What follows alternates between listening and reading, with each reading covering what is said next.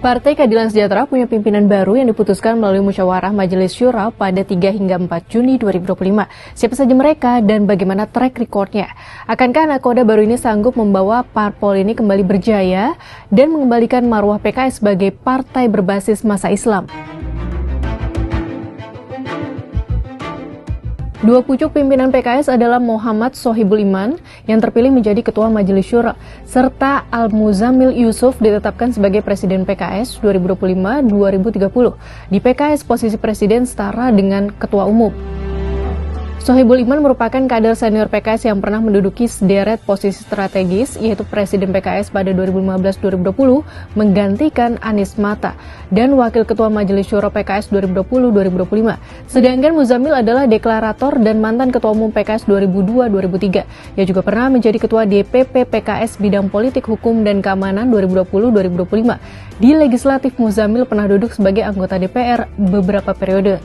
Terkait pimpinan baru PKS ini, Ketua Laboratorium Politik FISIP Universitas Islam Negeri Jakarta, Adi Praitno, melihat komposisi PKS ini diisi oleh faksi keadilan. Pilihan ini berbeda dengan periode sebelumnya yang merupakan bauran, kubu keadilan dan kesejahteraan. Adi juga menyebut tantangan utama yang mesti segera dibenahi kepengurusan kali ini adalah mengembalikan marwah PKS sebagai partai berbasis massa Islam. Dengan begitu, partai dakwah dan profesional ini diharapkan menaikkan suara PKS pada pemilu mendatang.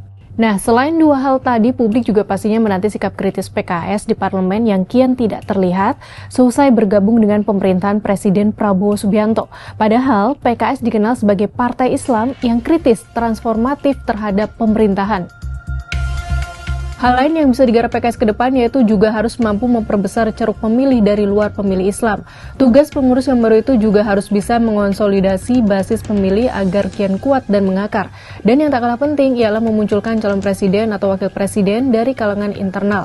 Apalagi ambang batas pencalonan presiden sudah dihapuskan, sehingga kian membuka kesempatan bagi PKS untuk bisa memunculkan kader terbaiknya. Pada pemilu 2024, PKS memperoleh 12,7 juta suara dengan jumlah kursi MPR DPR yang dimenangi 53 kursi. Jumlah ini meningkat dibandingkan dengan pemilu 2019, yaitu memperoleh 11,4 juta suara dengan jumlah kursi parlemen yang dimenangi 50 kursi. Kalau sahabat Kompas punya harapan apa untuk pimpinan baru PKS ini?